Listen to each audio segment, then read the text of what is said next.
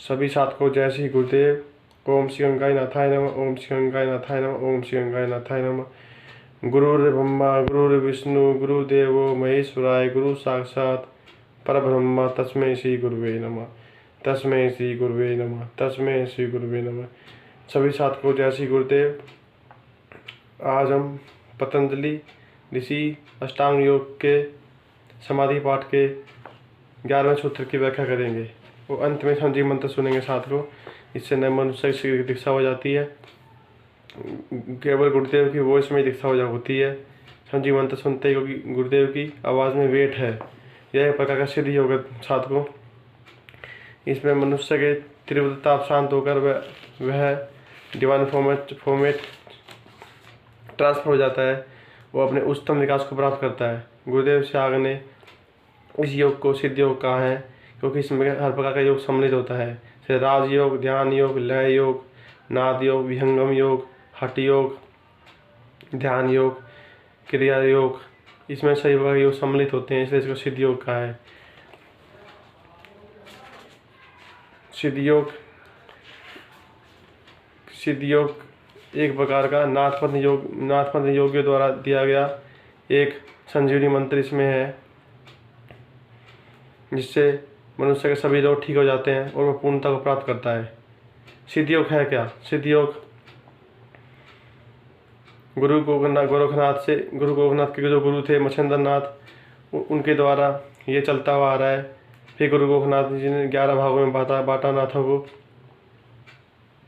जिसमें 10 तो शक्ति उपासक थे और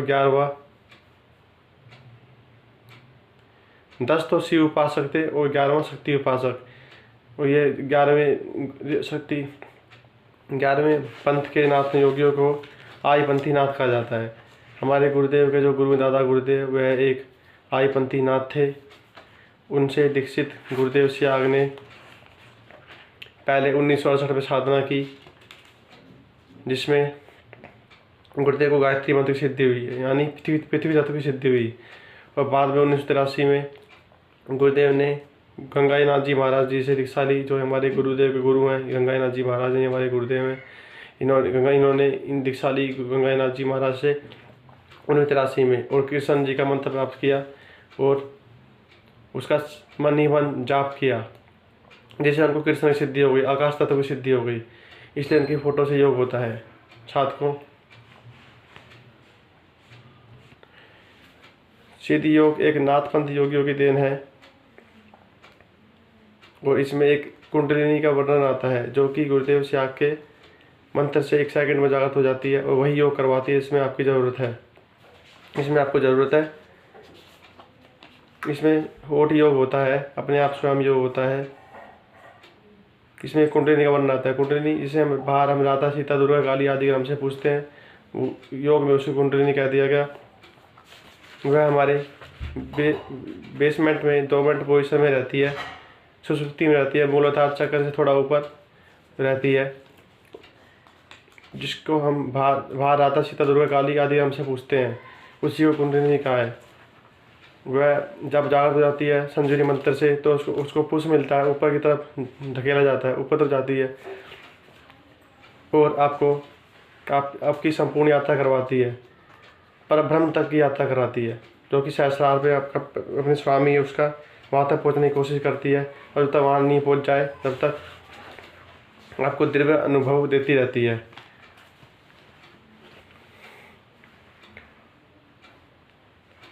बाकी आराधना में कुंडली याद करना बहुत मुश्किल है, जबकि सिद्ध योग में बेहद ही आसान है। हठ योग से आप आदि विद्याओं से प्रयास करोगे तो ये आपको पागल भी कर सकती है, मौत भी हो सकती है, हृदयाघात भी हो सकता है। लेकिन सिद्ध योग में बिल्कुल आसान तरीका बताया गया है और ये बिल्कुल आसानी से याद हो जाती है। साथ को हम आपको लास्ट में संजीव मंत्र सुनाएंगे, जिसे आपको ध्यानपूर्वक सुनना है और गुरुदेव का ध्यान करना है अपने आज्ञा चक्र पर। पहले गंगाईनाथ जी महाराज को देखना है 2 मिनट के लिए, फिर गुरुदेव से रिक्वेस्ट करके ध्यान के लिए बैठा 15 मिनट के लिए। गर्मियों में 15 मिनट और सर्दियों में 30 मिनट तक कर सकते हैं। गुरुदेव को मन ही मन आज्ञा चक्र पर, जहाँ दोनों भुवन के बीच में ध्यान करना है, गुरुदेव का फोटो देखनी है, यहाँ पे छवि देखनी है और मन ही मन संजीव मंत्र जाप करना है। आपको मंत्र तो सघन जाप करना पड़ेगा, राउंड द क्लॉक, पर ध्यान 2 समय ही करना है। मॉर्निंग में 15 मिनट और इवनिंग में 15 मिनट। सर्दियों में आप 30 मिनट तक कर सकते हैं। आइए साथ को अब हम संजीव मंत्र सुनने से पहले आपको पतंजलि ऋषि के अष्टांग योग के समाधि पाठ के 11वें सूत्र की व्याख्या करते हैं। कृपया ध्यान पर सुनिए साथ को। 11वां सूत्र इस प्रकार है, अनुभूत विषया असंपर्क मोश समृति ही। अनुभव किए हुए विषय का न छिपना अर्थात प्रकट हो जाना स्मृति है। इंद्रियों तथा मन से अनुभव किए विषयों के संस्कार चित्त पर पड़ते हैं, उनका पुनः किसी निर्मित को पाकर प्रकट हो जाना ही स्मृति है। इंग्लिश में मेमोरी बोल सकते हैं, स्मृति है। संसार में रहकर अच्छे बुरे सामान्य असामान्य आनंद कटु क्रोध घृणा द्वेष आदि से अनेक प्रकार के कर्म किए जाते हैं तथा मन द्वारा सोचे जाते हैं। इसमें बुद्धि जो होती है उनमें जिनका गहरा अनुभव होता है तथा जो बात गहराई तक प्रविष्ट हो जाती है वे संस्कार कहलाते हैं। ये संस्कार चित्त पर स्थायी रूप से पड़ते हैं, जिनका प्रभाव अनेक जन्मों तक रहता है। जब तक उनका भोग समाप्त नहीं हो जाता। ये संस्कार अच्छे बुरे और मिश्रित 3 प्रकार के होते हैं। सर्विकल्प समाधि में ये ही समृतियाँ रहती हैं। जब ये समृतियाँ नहीं रहेंगी तो इसी को निर्विकल्प समाधि कहते हैं। किंतु बीज में यह विद्यमान रहती है, जिसमें व्यवहार के समय इनका उपयोग ये किया जा सकता है। चित्त पर पड़े संस्कार जब जागते हैं तभी उनको समृति कहते हैं।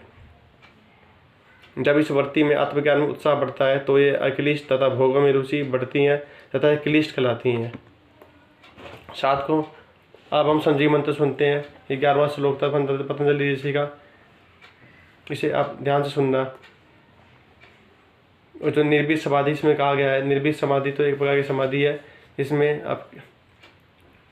आपके क्लिष्ट और अक्लिष्ट वृत्तियाँ शांत हो जाती हैं और हम निर्भीत समाधि प्राप्त हो जाते हैं। इसमें बीज नष्ट हो जाता है, उसमें आप इस संसार भी माया से मुक्त हो जाते हो। अब आपका आवागमन रुक जाता है 84 कोस लाख योनियों से। आइए साथ को अब संजीव मंत्र सुनते हैं। सभी साथ को जय श्री गुरुदेव।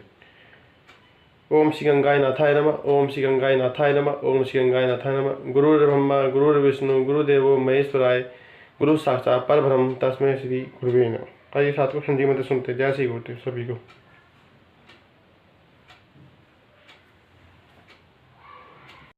तो ये एक ऐसा विज्ञान है जो आज तक प्रकट नहीं हुआ। महर्षि अरविंद ने कहा है कि इस देश का उद्धार 2 मंत्र करेंगे। पहला वंदे मातरम, आज हमको वंदे मातरम नहीं बोलने दिया जा रहा। दूसरे को उन्होंने कहा है वो संजीवनी मंत्र है, संजीवनी मंत्र है। समझे पश्चिम में तो संजीवनी वाली बड़ी दिक्कत है। आप तो समझते हो कि लक्ष्मण को बाण लगा था और हनुमान जी संजीवनी बूटी लाए थे, होश में आ गया। मर जाता तो होश में नहीं आता। इस तरह से आप लोग जितने बैठे हो उसका नाम जप करोगे तो अभी से यह जपा शुरू हो जाएगा। रैदास जी के गुरु ने कहा कि बेटा ये नाम जपो, तो उन्होंने जपना शुरू कर दिया। अब वो बंद नहीं हुए तो रैदास जी ने कहा अब कैसे छूटे, नाम रट लागी। अब मंत्र बता दूं, cling Krishna cling cling Krishna cling, cling Krishna cling cling Krishna cling. Radha के बिना कृष्ण आधा, शिव से एक ही मात्रा हटा लो सब रह जाता है। तो कोई भी मंत्र बिना शक्ति के काम नहीं करता। अब गंगानाथ जी की आदेश है। विवेकानंद जी ने कहा कि मैं नहीं बोल रहा हूँ तो मैं भी नहीं बोल रहा हूँ, मैं तो गंगानाथ जी का मायक हूँ भाई। रेल में तो रिटायरमेंट तो होता था, ये रिटायरमेंट भी नहीं देगा। समझे तो आए तो की कृपा की मुझे, मैं तो इस लायक के बनावा नहीं समझता था। महर्षि अरविंद ने कहा है जो गुरु दीक्षा देता है अपने शिष्य को वेदों की देता है, उपनिषदों की देता है, भगवान के नाम की देता है, तो उसकी आवाज़ में वो वेट होता है। तो मेरी आवाज़ से, अब जितने भी ले जा रहे हो ना आप, मेरी आवाज़ रखो उसके साथ, समझे? आवाज़ के बिना इफेक्ट नहीं होगा। तो मंत्र है cling Krishna cling, cling Krishna cling. कै आधा लय में मिला हुआ, बड़ी की मात्रा ऊपर बिंदी, ए के ऊपर आप बिंदी लगाते हो तो अंग हो जाता ना, अंग।